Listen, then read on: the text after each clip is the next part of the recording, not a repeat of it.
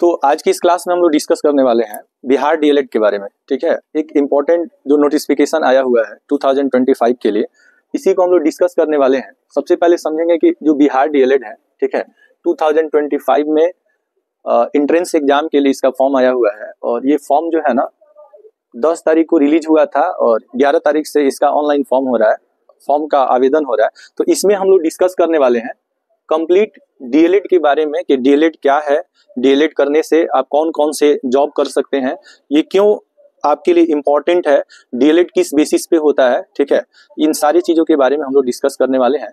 Form भरने से लेकर के, ठीक है, फॉर्म भरने से लेकर के कितने नंबर आपको आएंगे तो आपको जो है गवर्नमेंट कॉलेज मिलेगा, यहाँ तक हम लोग डिस्कस करेंगे। आप कोर्स जो है गवर्नमेंट कॉलेज से करेंगे वो आपके लिए बेटर होगा या प्राइवेट कॉलेज से करेंगे तो बेटर होगा। इन कंप्लीट इन्फॉर्मेशन के बारे में यहाँ पे हम लोग डिस्कस करने वाले हैं। आपको बता दें 2025 में बिहार डीएलएड एडमिशन के लिए ऑनलाइन शुरू हो चुका है। इसके लिए नोटिफिकेशन भी आपका जारी हो गया है, नोटिफिकेशन भी इसका क्या हो गया है, जारी हो गया है। और आपको बता दें कि डीएलएड करने के लिए आपकी योग्यता क्या होनी चाहिए, इसका सिलेबस क्या होता है, इसमें फी कितने लगते हैं, आवेदन की प्रक्रिया क्या है, संपूर्ण जानकारी के बारे में हम लोग डिस्कस करने वाले हैं कि अगर आप डीएलएड करने वाले हैं तो आपकी क्वालिफिकेशन क्या होनी चाहिए, आपकी योग्यता क्या होनी चाहिए, साथ ही साथ डीएलएड में क्या क्या क्वेश्चंस पूछे जाते हैं, इसमें सब्जेक्ट क्या क्या पूछे जाते हैं, इसका सिलेबस क्या होता है, कितने नंबर के क्वेश्चंस आते हैं किस सब्जेक्ट से, ठीक है, और कौन कौन से टॉपिक आपको पढ़ने होते हैं, इनके बारे में तमाम जानकारियां हम लोग हासिल करेंगे। डीएलएड करने के लिए गवर्नमेंट कॉलेज का फी क्या होता है, प्राइवेट कॉलेज से करेंगे तो उसका फी क्या होगा, आवेदन की प्रक्रिया क्या है, इन तमाम चीजों के बारे में हम लोग डिस्कस करने वाले हैं। आपको बता दें कि बिहार डीएलएड एडमिशन जो है, ठीक है, डीएलएड का जो कोर्स होता है ना, सबसे पहले आपको बताना चाहेंगे कि डीएलएड का जो कोर्स होता है वो 12th बेसिस पे होता है। 12th के बच्चे ही डीएलएड कर सकते हैं। अगर आप मैट्रिक या आपकी एज जो है 17 ईयर्स से कम है तो आप इस फॉर्म को अप्लाई नहीं कर सकते हैं। डीएलएड का फॉर्म अप्लाई करने के लिए आपका मिनिमम एज जो होना चाहिए 17 ईयर्स से एबव होना चाहिए और मैक्सिमम आपका 45 से कम होना चाहिए। ठीक है, तो ये आवेदन वही लोग कर सकते हैं जिनका एज जो है 17 वर्ष से क्या है, ज्यादा है, और 45 वर्ष से जिसका उम्र क्या है, कम है। इसके बीच वाले लोग ही डीएलएड कर सकते हैं। ठीक है, और डीएलएड करने के लिए आपकी जो मिनिमम जो एजुकेशन क्वालिफिकेशन होना चाहिए वो क्या होना चाहिए, 12th होना चाहिए। अगर आप 10th में है या 11th में है तो आप इस फॉर्म को अप्लाई नहीं कर सकते हैं।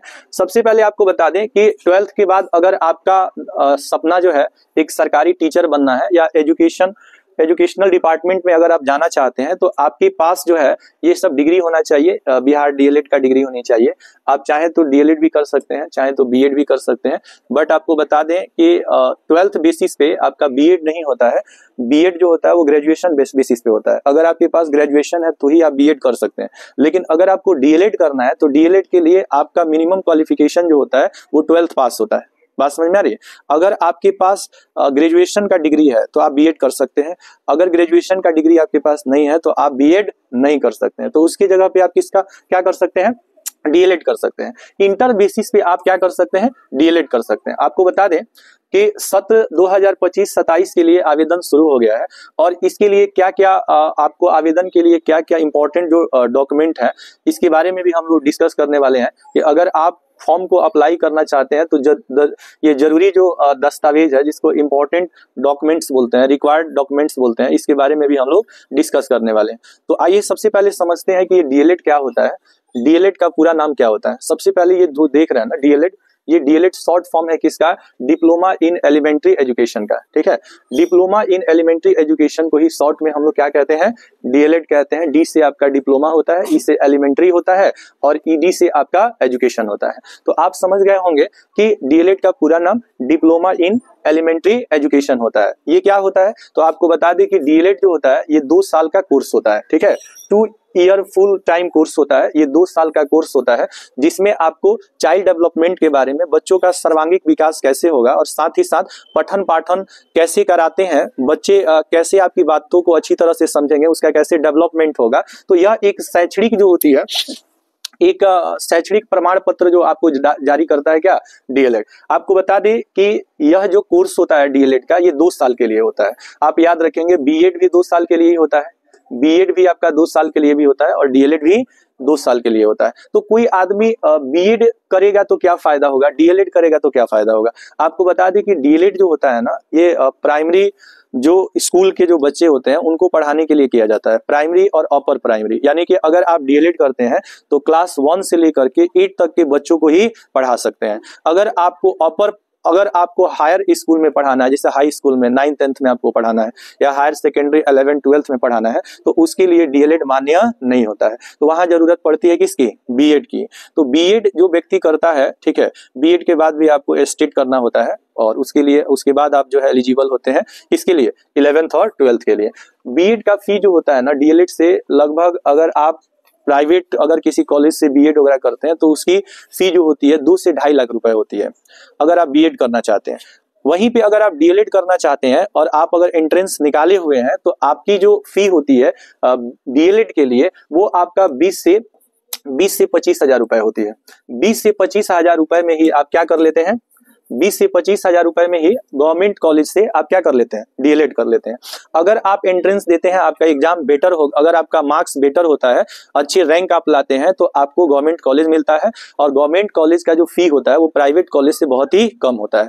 आपको बता दें कि जो प्राइवेट कॉलेज का फी होता है वो लगभग 1,20,000 से लेकर के 1,20,000 से लेकर के, ठीक है, और 1,50,000 तक होता है, ठीक है, 1,50,000 तक होता है जो प्राइवेट कॉलेज होते हैं। इसीलिए एंट्रेंस एग्जाम आप चाहे गवर्नमेंट कॉलेज में एडमिशन लेना चाहें, चाहे प्राइवेट कॉलेज में एडमिशन लेना चाहें, आपको एंट्रेंस देना ही पड़ता है। अगर आप एंट्रेंस नहीं देंगे तो आपका प्राइवेट कॉलेज में भी एडमिशन नहीं होगा। अगर प्राइवेट कॉलेज में भी आप एडमिशन चाहते हैं तो आपको एंट्रेंस एग्जाम को फेस करना होता है। अगर इसमें आपका रैंक बेहतर होता है तो आपको गवर्नमेंट कॉलेज मिल जाता है और वहां पे आपकी फी भी कम लगती है। 20 से 25 हजार रुपए में ये टोटल आपका 2 साल का क्या हो जाता है, फी हो जाता है। वहीं पे अगर आपका मिनिमम अगर मार्क्स आता है, कम मार्क्स आता है, तो आपको प्राइवेट कॉलेज से डीएलएड करना होता है, जहां पे आपको फी जो है, हर कॉलेज का अपना अलग अलग फी होता है। 1,20,000 से 1.5 लाख रुपए तक आपको पे करना होता है। तो आपको सबसे पहले ये समझना होगा कि ये डीएलएड क्या है। तो आपको बता दें कि जो डीएलएड का पूरा नाम है, ठीक है, डीएलएड का जो फुल फॉर्म होता है ना, वो होता है डिप्लोमा इन एलिमेंट्री एजुकेशन। यह 2 साल का क्या होता है, कोर्स होता है। और यह कोर्स जो होता है ना, उन छात्रों के लिए होता है जो 12वीं कक्षा के बाद जो है शिक्षण क्षेत्र में अपना करियर बनाना चाहते हैं, अर्थात गवर्नमेंट टीचर बनना चाहते हैं। तो गवर्नमेंट टीचर बनने के लिए ऐसा नहीं है कि केवल आप अगर हाई स्कूल पास कर लेते हैं या हायर सेकेंडरी 11th 12th कर लेते हैं, या आप किसी यूनिवर्सिटी से ग्रेजुएशन का डिग्री ले लेते हैं और आपके पास अगर कोई शिक्षण कोर्स नहीं है, तो फिर आप सरकारी टीचर या प्राइवेट टीचर नहीं बन सकते हैं। इसके लिए आपको जरूरत पड़ती है किसकी, एक शिक्षण, आपको जो है एक डिप्लोमा इन एलिमेंट्री एजुकेशन, मतलब एक शिक्षण कोर्स की आपको जरूरत पड़ती है। आपको बता दें डीएलएड का जो कोर्स करने के बाद आप क्या कर सकते हैं, आप प्राथमिक और उच्च प्राथमिक कक्षाओं में पढ़ाने के लिए योग्य हो जाते हैं। इन 2 चीजों को आप समझेंगे अच्छे से। प्राथमिक जहां भी आएगा ये शब्द आप याद करेंगे कि यहाँ पे हम लोग बात कर रहे हैं 1 to 5 के। जब भी हम प्राथमिक की बात करेंगे तो आप समझ जाएंगे प्राथमिक का अर्थ होता है 1 से लेकर 5 तक की जो कक्षा होती है उसको प्राथमिक विद्यालय के नाम से जाना जाता है। यानी प्राथमिक विद्यालय मतलब 1 से 5 तक के बच्चों को ही आप पढ़ा सकते हैं। लेकिन जब उच्च प्राथमिक की हम बात करते हैं तो उच्च प्राथमिक जो कक्षा होता है वो आपका 6 to 8 होता है। 6 to क्या होता है, 8 होता है। तो डीएलएड करने वाले जो बच्चे होते हैं 12th के बाद जो डीएलएड करते हैं, तो 12th बेसिस पे अगर आप डीएलएड किए हुए हैं तो वहां पे केवल आप 1 to 5 के ही बच्चों को पढ़ा सकते हैं। लेकिन अगर आपके पास ग्रेजुएशन है, अगर आपके पास क्या है, ग्रेजुएशन है, जैसे आप बीए किए हैं या बीएससी किए हैं या बीकॉम किए हैं, ठीक है, किसी भी स्ट्रीम से अगर आप हैं, ठीक है, तो वहां पे आप 6 to 8 के लिए भी एलिजिबल होते हैं, प्रोवाइडेड दैट आपको यहाँ पे ग्रेजुएशन होना चाहिए। 12th बेसिस पे आप 1 to 5 के टीचर बन सकते हैं, 6 to 8 में आप नहीं पढ़ा सकते हैं। 6 to 8 में पढ़ाने के लिए आपको डीएलएड के साथ साथ आपके पास ग्रेजुएशन का भी सर्टिफिकेट होना चाहिए। बात समझ में आ रही है कि नहीं आ रही है? अगर आपके पास केवल डीएलएड है और आप 12वीं तक पढ़ाई किए हैं तो आप कहां तक के शिक्षक बन सकते हैं, 5वीं तक का शिक्षक बन सकते हैं। लेकिन अगर डीएलएड के साथ साथ आपका ग्रेजुएशन भी फाइनल है, समझ रहे हैं ना, तो वहां पे आप 6 to 8 तक के लिए एलिजिबल होते हैं। आप वहां तक के बच्चों को क्या कर सकते हैं, पढ़ा सकते हैं। अब हम लोग समझते हैं कि जैसे अगर मान लीजिए 8 से ज्यादा के बच्चों को पढ़ाना हो, तो आपको उसके लिए डीएलएड नहीं बल्कि बीएड करना पड़ता है। क्या करना पड़ता है? बीएड करना पड़ता है। तो आइए इसके बारे में हम लोग सबसे पहले एक एक करके बहुत अच्छी तरह से समझने वाले हैं। ये कोर्स जो होता है इसको करने के लिए, ठीक है, क्या क्या कंडीशंस हैं, उन सारे कंडीशंस को बहुत अच्छी तरह से हम लोग समझने वाले हैं। आपको बता दें कि 2025 जो बिहार डीएलएड एडमिशन की जो प्रोसेस है, ठीक है, 2025 से 2027 सेशन के लिए, सत्र के लिए, ठीक है, जो टर्म्स ऑफ कंडीशन है उनके बारे में हम लोग डिस्कस करने वाले हैं। सबसे पहले आपको बता दें कि अगर आप डीएलएड करना चाहते हैं तो इसके लिए इंपॉर्टेंट डेट्स क्या हैं। डीएलएड के लिए इंपॉर्टेंट डेट्स आ गया है जिसमें आपको ये बताया गया है कि सबसे पहले ऑनलाइन की जो प्रक्रिया है वो किस डेट से किस डेट तक होगी। इसके बाद आपको अगर डीएलएड का फॉर्म भरना है तो इसके लिए आपको आवश्यक रिक्वायर्ड डॉक्यूमेंट्स क्या क्या होने चाहिए, क्या क्या डॉक्यूमेंट्स चाहिए कि आप आवेदन कर सकते हैं, एप्लीकेशन आप अप्लाई कर सकते हैं। इसके साथ साथ हम लोग जानेंगे कि अगर आप डीएलएड का फॉर्म भरना चाहते हैं या डीएलएड करना चाहते हैं तो डीएलएड की सिलेबस क्या है, सिलेबस के बारे में भी हम लोग डिस्कस करेंगे, क्योंकि आपकी तैयारी बेस्ट तभी होगी जब आपको सिलेबस पता होगा। सिलेबस के अकॉर्डिंग अगर आप किसी भी चीज की तैयारी करते हैं तो वो प्रिपरेशन आपका क्या होता है, बेस्ट होता है। यहाँ पे हम लोग बात करेंगे कि डीएलएड अगर आप करना चाहते हैं तो उसमें कौन कौन से सब्जेक्ट से क्वेश्चंस आते हैं, नंबर ऑफ क्वेश्चंस कितने होते हैं, ठीक है, एक सब्जेक्ट में कितने क्वेश्चंस पूछे जाते हैं, और साथ ही साथ एक सब्जेक्ट में कितने मार्क्स होते हैं, और आपका टाइमिंग क्या होता है, इसके बारे में भी हम लोग डिस्कस करेंगे। साथ ही साथ हम लोग डिस्कस करेंगे अगला जो पॉइंट हम लोग डिस्कस करने वाले हैं उसमें हम लोग बात करने वाले हैं एक्सपेक्टेड कट ऑफ के बारे में बात करने वाले हैं। एक्सपेक्टेड कट ऑफ का अर्थ क्या होता है कि जैसे अगर आप कोई कैटेगरी में आते हैं, जैसे जनरल कैटेगरी आते हैं, ओबीसी कैटेगरी आते हैं, ईबीसी आता है, ईडब्ल्यूएस आता है, एसटी एससी, ये सारी कैटेगरी होती है। तो हर कैटेगरी के लिए एक मिनिमाइज मार्क्स होता है कि कितने मार्क्स पे आपको कॉलेज अच्छा मिलेगा, उसके बारे में भी हम लोग डिस्कस करेंगे। गवर्नमेंट कॉलेज आपके लिए बेटर होगा या प्राइवेट कॉलेज आपके लिए बेटर होगा, इसका फी क्या होगा, ठीक है, इसके बारे में भी हम लोग डिस्कस करने वाले हैं। सबसे पहले हम लोग समझते हैं कि जो बिहार डीएलएड इंपॉर्टेंट डेट्स है इसके बारे में हम लोग डिस्कस करने वाले हैं। कि यहाँ पे सबसे पहले आप समझेंगे कि बीएसईबी ने, बिहार स्कूल एग्जामिनेशन बोर्ड ने यहाँ पे एक लेटर जारी किया है जिसमें बताया कि बिहार डीएलएड 2025 के लिए इंपॉर्टेंट डेट्स क्या हैं। तो आपको बता दें कि 2025 में एप्लीकेशन फॉर्म का जो फॉर्म जो है स्टार्ट हो चुका है, और ये डेट रिलीज हुआ था आपको 10 जनवरी को। 10 जनवरी को ये डेट रिलीज हुआ था, जबकि आवेदन जो है 11 जनवरी से डीएलएड के लिए आवेदन हो रहा है, सत्र 2025 से 2027 के लिए। तो यहाँ पे एप्लीकेशन आपको क्या हो चुका है, स्टार्ट हो चुका है। सबसे पहले बीएसईबी ने जारी किया था कि जो आवेदन होगा वो 11 से लेकर के 22 जनवरी तक होगा। तो 22 जनवरी आपका लास्ट डेट था, लेकिन कुछ बच्चे जो है इससे वंचित हो गए और आवेदन नहीं कर पाए। तो इसके लिए बीएसईबी ने क्या किया, डेट को एक्सटेंशन कर दिया। डेट का एक्सटेंशन मतलब उसको बढ़ा दिया है, और यहाँ पे आपको बता दें कि इस डेट को 22 जनवरी से बढ़ा करके 27 जनवरी तक कर दिया गया। 27 जनवरी 2025 तक आप जो है डीएलएड का फॉर्म क्या कर सकते हैं, अप्लाई कर सकते हैं। एक्सटेंशन हो चुका है, तो जो बच्चे अभी तक आवेदन नहीं कर पाए हैं वो लोग, अभी उनके पास टाइम है, 2-3 दिन का समय है, आप चाहें तो आवेदन कर सकते हैं। और ये आपके लिए बहुत ही बेस्ट अपॉर्चुनिटी है। कम एज में अगर आप जॉब करना चाहते हैं, अच्छी नौकरी लेना चाहते हैं, तो ये आपके लिए कोर्स जो है बहुत इंपॉर्टेंट है आपके लिए। आपको बता दें कि अगर आप 27 तक भी आवेदन नहीं कर पाते हैं तो ऑनलाइन अप्लाई का जो डेट है, जो लेट फी के साथ आपको आवेदन कर सकते हैं, वो डेट है आपका 28 जनवरी 2025 तक है। इस डेट तक भी आप लेट फाइन के साथ आवेदन कर सकते हैं। और इसके बाद सबसे पहले आपको बता दें कि जैसे ही आप ये एंट्रेंस के लिए आप क्या करेंगे, आवेदन करेंगे, तो इसके लिए आपको डेट जो है, एग्जाम डेट जो है रिलीज होगा, उससे पहले आपको बता दें कि 2025 के लिए एडमिट कार्ड जो है ये आपको रिलीज हो जाएगा एट एनी हाउस 17 फरवरी तक। इसका डेट भी क्या हो जाएगा, रिलीज हो जाएगा। तो ये बहुत अच्छी एक इन्फॉर्मेशन है कि बीएसईबी ने हर डेट को पहले से क्लियर कर दिया है कि किस डेट को आपके फॉर्म भरे जाएंगे, किस डेट को एडमिट कार्ड आपका आएगा, फिर आपको किस डेट को आपका एग्जाम होगा, और इसके साथ साथ आपके रिजल्ट भी कब तक आ जाएंगे। इन सारे डेट्स को प्री प्लानिंग करके बीएसईबी ने इसको क्या कर दिया, जारी कर दिया, इसको रिलीज कर दिया है। अब आपको बता दें कि एग्जाम डेट क्या होगा। डीएलएड के लिए जो एडमिट कार्ड का डेट है वो 17 फरवरी है, और यहाँ पे जो डीएलएड का एग्जाम डेट है वो आपका 27 फरवरी को इसका एग्जाम जो है कंडक्टेड होगा। और आपको बता दें कि बिहार डीएलएड का जो एग्जाम होता है उसका सेंटर मैक्सिमम बच्चों का पटना ही देता है। इसके लिए एक ही सेंटर होता है और वहीं पे सारे बच्चे भागीदारी लेते हैं। इस बार जो है बिहार डीएलएड में लगभग आपका ये 30,000 सीट्स है, 30,000 से ज्यादा सीट निकला हुआ है बिहार डीएलएड के लिए।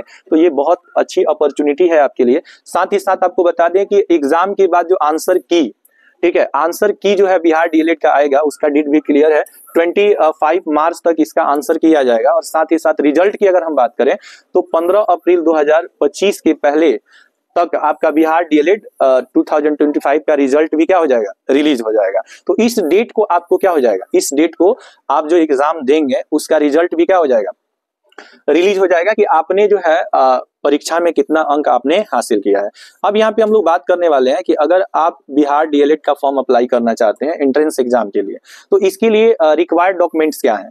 2025 में जो बिहार डीएलएड है, अगर आप ऑनलाइन करना चाहते हैं, आवेदन को भरना चाहते हैं, तो इसके लिए रिक्वायर्ड डॉक्यूमेंट क्या है, कौन कौन से डॉक्यूमेंट चाहिए आपको आवेदन करने के लिए। तो इसके लिए सबसे पहले आपको बता दें कि जो रिक्वायर्ड डॉक्यूमेंट है ना, जरूरी जो दस्तावेज है, वो सबसे पहले है आपका आधार कार्ड।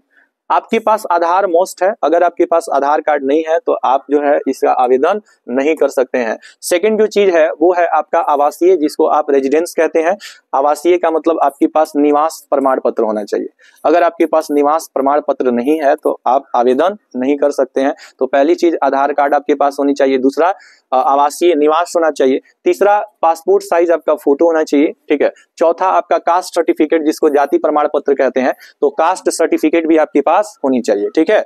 सबसे पहले आधार कार्ड, आवासीय, पासपोर्ट साइज फोटो, इसके बाद जाति मतलब कास्ट सर्टिफिकेट होनी चाहिए। पांचवा जो आपका रिक्वायर्ड डॉक्यूमेंट है उसमें आपका मैट्रिक का मार्कशीट चाहिए। मैट्रिक का क्या चाहिए, मार्कशीट चाहिए। साथ ही साथ आपको इंटर का भी क्या चाहिए, मार्कशीट चाहिए। हालांकि बिहार डीएलएड के लिए मेन जो डॉक्यूमेंट आपका होता है, डीएलएड के लिए मेन डॉक्यूमेंट आपका क्या होता है, क्लास 12th होता है। बात समझ में आ रहा है। लेकिन आवेदन करने के लिए आपको मैट्रिक का भी मार्कशीट चाहिए और साथ ही साथ इंटर का भी मार्कशीट चाहिए। और अभी आपके पास 2 से 3 दिन का समय है जिसमें आप क्या कर सकते हैं, आवेदन कर सकते हैं। अब यहाँ पे हम लोग समझने वाले हैं कि जो बिहार डीएलएड है इसके लिए पैटर्न क्या है, कौन कौन से सब्जेक्ट से क्वेश्चंस आएंगे, और साथ ही साथ नंबर ऑफ क्वेश्चंस क्या होगा, और इसके साथ साथ ड्यूरेशन क्या होगा आपके एग्जामिनेशन का। तो बिहार डीएलएड एग्जाम 2025 से लेकर के 2027 इस सेशन के लिए आपको अगर सब्जेक्ट की बात करें कि डीएलएड में आपके कौन कौन से सब्जेक्ट आपको पढ़ने होते हैं, तो सबसे पहले आपको जनरल हिंदी पढ़ना है। जनरल हिंदी में आपको कौन कौन से चैप्टर्स पढ़ने हैं वो भी आगे हम लोग डिस्कस करने वाले हैं।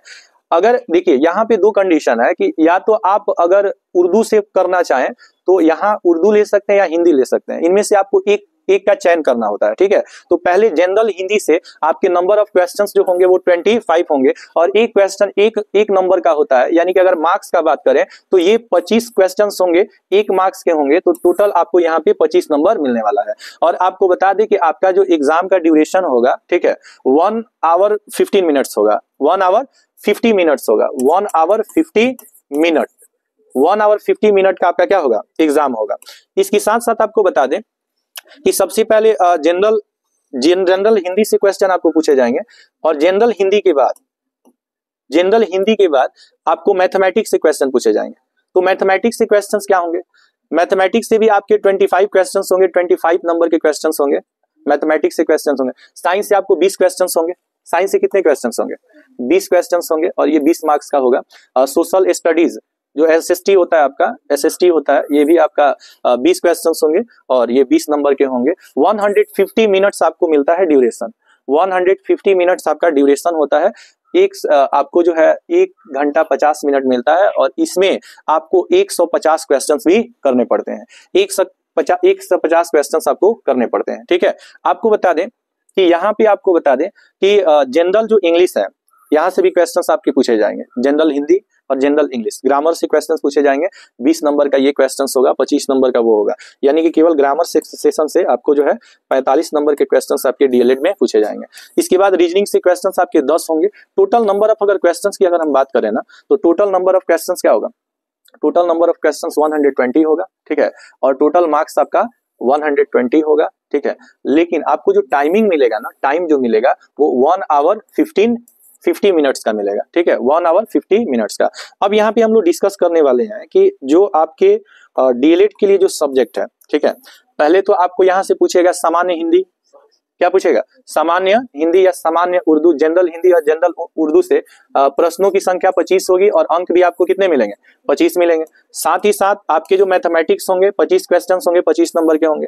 इसके बाद आपके सोशल स्टडी 20 क्वेश्चन होंगे और 20 अंक इसके लिए आपको मिलते हैं। इसके बाद आपको सामान्य अंग्रेजी जिसको जनरल इंग्लिश कहते हैं, प्रश्नों की संख्या 20 होगी और निर्धारित जो अंक होंगे वो भी 20 होंगे। साइंस से जो क्वेश्चन आपको पूछे जाएंगे, नंबर ऑफ क्वेश्चन आपका 20 होगा और यहाँ पे 20 मार्क्स भी आपको मिलते हैं। इसके बाद हम लोग बात करते हैं रीजनिंग की, तो रीजनिंग में भी आपको 10 क्वेश्चन पूछेंगे और 10 अंक यहाँ पे आपको प्राप्त होंगे। तो आप इस बात को समझ गए होंगे कि टोटल प्रश्नों की जो संख्या होगी वो 120 होगी और कुल जो अंक होंगे वो भी आपके कितने होंगे, 120 होंगे। टाइमिंग होगा आपका 1 आवर 50 मिनट्स। अब यहाँ पे हम लोग डिस्कस करने वाले हैं कि जो सिलेबस है हमारा, जैसे अगर आप सामान्य हिंदी की, अगर सामान्य हिंदी में आपको क्या क्या पढ़ना है, तो सामान्य हिंदी में आपको वही चीज पढ़ना होता है जो क्लास 10th में और क्लास इंटर में आप पढ़े होते हैं। तो क्लास 10th में आप लोग ये चैप्टर पढ़े होंगे जिसका नाम है उपसर्ग और क्या, प्रत्यय। ये हिंदी व्याकरण में आपको पढ़ना होता है। देखिए पढ़ाई इतना सिस्टमैटिक बनाया गया है कि अगर आप 12th तक का पढ़ाई अच्छे से कर लेते हैं, ठीक है, तो बाकी पढ़ाई आपके लिए बहुत ही क्या हो जाता है, आसान हो जाता है। और वही बच्चे जो 12th तक पढ़ाई अच्छे से नहीं करते हैं तो आगे चल करके मेहनत करते रह जाते हैं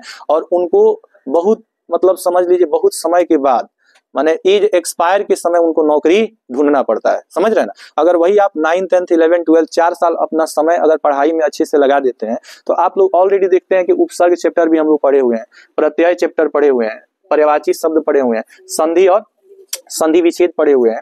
इसके बाद से जो है यहाँ पे समास के बारे में भी हम लोग पढ़े हुए हैं, रचना और समास, समास विग्रह के बारे में, विलोम शब्द के बारे में, इसके बारे में विलोम शब्द के बारे में, मुहावरा के बारे में, लोकोक्ति के बारे में, शब्द युग्म के बारे में आप पढ़े हुए हैं।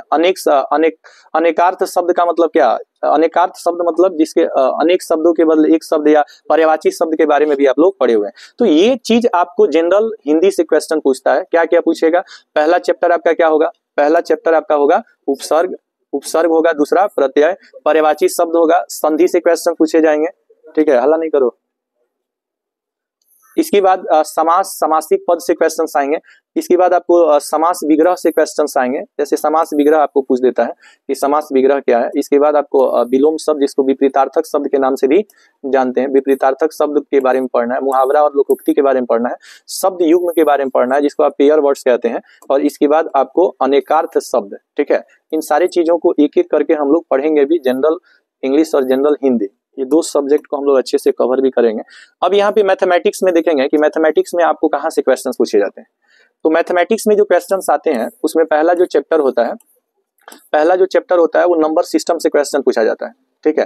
अंक शास्त्र के बारे में आपको नंबर सिस्टम से क्वेश्चन पूछेगा, टाइम एंड वर्क से क्वेश्चन पूछेगा, मेंसुरेशन, रेशियो एंड प्रोपोर्शनल से क्वेश्चन पूछेगा। साथ ही साथ जो एवरेज, प्रॉफिट एंड लॉस है, लाभ हानि से आपको क्वेश्चन पूछेगा, ठीक है। प्रॉफिट एंड लॉस से क्वेश्चन पूछेगा, डिस्काउंट से पूछेगा, परसेंटेज से पूछेगा, टाइम एंड डिस्टेंस से पूछेगा। इसके बाद क्वेश्चन आपको क्या पूछेगा, सिंपल एंड कंपाउंड इंटरेस्ट के बारे में आपको पढ़ना होता है, सिंपल एंड कंपाउंड इंटरेस्ट के बारे में आपको पढ़ना है, ठीक है। ये आपका सिलेबस है मैथमेटिक्स का, सिंपल एंड कंपाउंड इंटरेस्ट के बारे में आपको पढ़ना है, स्टैटिकल चार्ट के बारे में पढ़ना है, ट्रिगोनोमेट्री जो कि आपका इंपॉर्टेंट है, और इसके साथ साथ आपको जियोमेट्री के बारे में पढ़ना है, जियोमेट्री के बारे में पढ़ना है। तो ये आपका मैथमेटिकल टर्म था कि आपको क्या क्या टॉपिक्स पढ़ने हैं। अब हम लोग बात करने वाले हैं साइंस क्या। साइंस में अगर हम बात करें तो ये तीनों, इसमें आपको एक तो फिजिक्स के बारे में पढ़ना है, दूसरा आपको केमिस्ट्री, और तीसरा कंप्यूटर साइंस और एनवायरमेंटल इकोलॉजी के बारे में भी आपको इसमें स्टडी करना है। इकोलॉजी के बारे में हम आपको बताए थे, the relationship between human and environment is called ecology. तो एनवायरमेंटल साइंस के बारे में पढ़ना है। अब हम लोग बात करने वाले हैं कि सामाजिक जो अध्ययन है जिसको एसएसटी आप कहते हैं, सोशल स्टडी कहते हैं, इसमें आपको स्पोर्ट्स से क्वेश्चन आएगा, हिस्ट्री से आएगा, कल्चर से आएगा, ज्योग्राफी से आएगा, कंप्यूटर साइंस भी आएगा, और क्या क्या आने वाला है। और इसमें आपको एनवायरमेंटल इकोनॉमिक्स के बारे में पूछेगा, करंट इवेंट्स, करंट अफेयर्स के बारे में पूछेगा, जनरल पॉलिसी, इंडियन कॉन्स्टिट्यूशन, भारतीय संविधान के बारे में पूछेगा, और साइंटिफिक रिसर्च जो खोज हुए हैं, ठीक है, खोजकर्ता के बारे में पूछेगा कि किसने किस चीज का क्या किया, खोज किया। अब यहाँ पे हम लोग बात करने वाले हैं जनरल इंग्लिश की बात करने वाले हैं। जनरल इंग्लिश से क्वेश्चंस आपके एग्जाम में पूछे जाएंगे, और जनरल इंग्लिश, यहाँ ध्यान दो सब, जनरल इंग्लिश से सबसे पहले आपको स्पॉटिंग एरर, स्पॉटिंग एरर क्या होता है, इसी को कॉमन एरर के नाम से जाना जाता है। तो स्पॉटिंग एरर का मतलब कॉमन एरर, जैसे हर चैप्टर में कुछ त्रुटियां होती हैं, तो आपको कुछ क्वेश्चन दिए जाएंगे, उसमें आपको एलिमिनेट करना होता है कि इसमें एरर कहाँ है। एरर का मतलब त्रुटि कहाँ है, गलती क्या है। अच्छा, फिल इन द ब्लैंक से आपको क्वेश्चन पूछेगा, आइटम्स एंड फ्रेज से क्वेश्चन पूछेगा, ठीक है। इसके बाद रिप्लेसमेंट से क्वेश्चन पूछेगा, क्लोज टेस्ट है, क्लोज टेस्ट जो पैसेज होते हैं आपके वहां से भी क्वेश्चन आपको पूछने वाला है, क्लोज टेस्ट से क्वेश्चन पूछेगा। इसके बाद आपको सिनोनिम्स और एंटोनिम्स, ये दो चीज आपको याद रखना है, सिनोनिम्स और एंटोनिम्स, एक पर्यायवाची शब्द और एक विलोम शब्द। Synonyms, antonyms, phrase, items and phrase. इसके बाद मीनिंग, वन वर्ड सब्स्टिट्यूशन, अनेक शब्दों के बदले एक शब्द। स्पेलिंग टेस्ट, स्पेलिंग टेस्ट भी आप लोग क्लास 10th में पढ़े हैं, स्पेलिंग टेस्ट से यहाँ क्वेश्चन पूछने वाला है। साथ ही साथ रीडिंग स्किल और कॉम्प्रिहेंशन, यहाँ से जनरल इंग्लिश से क्वेश्चन पूछने वाला है। अब क्वेश्चन पूछने वाला है लास्ट आपका जो बचा रीजनिंग। रीजनिंग में आपको क्या पूछेगा, अब ये एंट्रेंस एग्जाम के लिए आपको प्रिपरेशन करना है, बात समझ रहे हैं कि नहीं। यहाँ पे मैथमेटिकल जो ऑपरेशन है, सीरीज है, कोड 1 क्या है, लॉजिकल वैन और डायग्राम्स, एनालॉजी है, वर्ड्स बेस्ड प्रॉब्लम्स है, ठीक है, प्रॉब्लम सॉल्व्स, ड्राइंग है, इन सारे चैप्टर से क्वेश्चंस आपके पूछने वाले हैं। कोडिंग डिकोडिंग से क्वेश्चन पूछेगा, नॉन वर्बल रीजनिंग से क्वेश्चन पूछेगा, ठीक है, डिसीजन मेकिंग और जजमेंट से क्वेश्चन पूछेगा, विजुअल मेमोरी और रिलेशनशिप से क्वेश्चन पूछेगा, कॉन्सेप्ट सिलोजिस्टिक रीजनिंग, स्टेटमेंट और ये कंक्लूजन से भी क्वेश्चन यहाँ पे आपको पूछने वाला है, ठीक है। तो ये था आपका सिलेबस। अब हम लोग बात करने वाले हैं कि अगर आप एग्जाम क्वालिफाई करते हैं, अगर आप एग्जाम क्वालिफाई करते हैं, एग्जाम आप देते हैं, तो बिहार डीएलएड 2025 का एक्सपेक्टेड कट ऑफ क्या होगा। कट ऑफ की अगर हम बात करें तो कट ऑफ आपका डिपेंड करता है कैटेगरी पे। कैटेगरी में आपको ये सारी कैटेगरी हैं जिसको आपको देखना है। सबसे पहले आपका जनरल कैटेगरी आता है। जनरल कैटेगरी में अगर आप आते हैं तो आपका मार्क्स मिनिमम 90 होना चाहिए, 95 मार्क्स आपका होना चाहिए डीएलएड में, अगर गवर्नमेंट कॉलेज आपको लेना है तो। अगर ओबीसी स्टूडेंट है, आप ओबीसी स्टूडेंट है या ईबीसी में आते हैं तो ओबीसी और ईबीसी है, ईबीसी और ओबीसी ये दोनों कैटेगरी ही होता है, ठीक है। तो इसमें आप जो है ईबीसी और ओबीसी में आते हैं तो 80 से 85 मार्क्स आपको लाना होता है। अगर वहीं पे आप ईडब्ल्यूएस हैं, ईडब्ल्यूएस मतलब इकोनॉमिकल, अगर आपकी कंडीशन सही नहीं है तो वहां पे आपको 75 से 70 नंबर आपको लाने होते हैं। और यहाँ अगर एससी शेड्यूल कास्ट की अगर हम बात करें तो यहाँ 65 से 60 मार्क्स लाने होते हैं, और यहाँ पे आपको एसटी है तो 55 से 60 मार्क्स आपको लाना होता है, ठीक है। तो ये तो रहा कट ऑफ की हम लोग बात किए। अब हम लोग लास्ट जो बात करने वाले हैं, अंतिम जो बात करने वाले हैं, जो काफी इंपॉर्टेंट है, इस चीज को अच्छे से आप लोग देखेंगे, ये सबसे इंपॉर्टेंट चीज है और ये लास्ट है। इसके बाद से कंप्लीट हम लोग डिस्कस कर लिए कि डीएलएड क्या है और डीएलएड में क्वेश्चंस कितने पूछे जाते हैं, नंबर ऑफ क्वेश्चंस कितने होते हैं, कौन कौन से टॉपिक्स आपको पढ़ने हैं, आवेदन की प्रक्रिया क्या है। अब यहाँ पे हम लोग बात करने वाले हैं गवर्नमेंट कॉलेज और प्राइवेट कॉलेज, इन दोनों में से किसका चयन हम लोग करेंगे। तो सबसे पहले देखिए, कुछ गवर्नमेंट कॉलेज VS अगर प्राइवेट कॉलेज की अगर हम बात करें तो इसमें कुछ कंडीशंस हैं जो आपको समझना है। कंडीशन क्या है कि जैसे अगर मान लीजिए अगर आप गवर्नमेंट कॉलेज चाहते हैं तो सबसे पहले तो आपका नंबर ज्यादा होना चाहिए। नंबर क्या होना चाहिए, आपका नंबर जो है अधिक होना चाहिए। अगर आपको अधिक अंक मिलता है, अधिक अंक आपको प्राप्त होता है, ज्यादा अंक प्राप्त होता है, तभी आपको गवर्नमेंट कॉलेज मिल सकता है। अगर आपको कम नंबर प्राप्त है, कम नंबर, तो कम नंबर प्राप्त है तो आप गवर्नमेंट कॉलेज आपको नहीं मिलेगा, तब आपको प्राइवेट कॉलेज से क्या करना पड़ेगा, डीएलएड करना पड़ेगा। अब यहाँ पे दूसरा जो डिफरेंसेस आता है कि अगर आपको गवर्नमेंट कॉलेज मिलेगा तो यहाँ पे आपको फी कम लगेगा। फी क्या लगेगा, कम लगेगा। गवर्नमेंट कॉलेज का फी आपका जो है 20,000 से, ठीक है, 20,000 से 25,000 तक रुपए लगता है, 20 से 25,000 रुपए लगता है। लेकिन वहीं अगर आप प्राइवेट कॉलेज आएंगे तो यहाँ पे 1,20,000 से, ठीक है, 1,50,000 लगता है, 1,50,000 लगता है। तो आप देख सकते हैं कि कितना डिफरेंस है।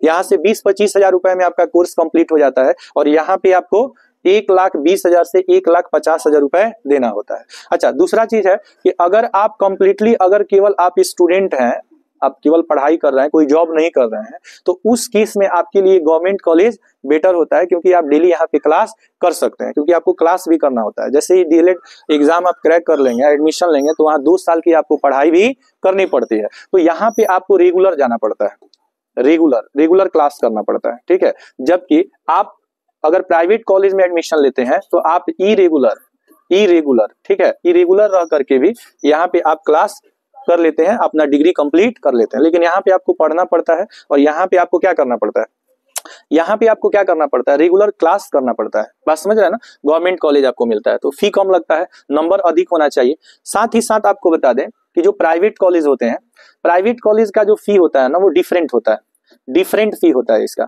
डिफरेंट क्या होता है, फी। अलग अलग कॉलेज का फी क्या होता है, अलग। लेकिन गवर्नमेंट कॉलेज में ऐसा नहीं होता है, सबका फी क्या होता है, फी सेम होता है। फी क्या होता है, सेम होता है। बात समझ में आया। तो ये था कंप्लीट इंफॉर्मेशन किसके बारे में, डीएलएड के बारे में, कि अगर हम डीएलएड करेंगे तो कैसे करेंगे, क्या क्वालिफिकेशन होना चाहिए, क्या डॉक्यूमेंट रिक्वायर्ड है, और इससे हम कहाँ तक के बच्चों को पढ़ा सकते हैं। ठीक है, तो ये कंप्लीट इंफॉर्मेशन सा मिलते हैं हम लोग नेक्स्ट क्लास में। ठीक है, इसको सेव कर दो।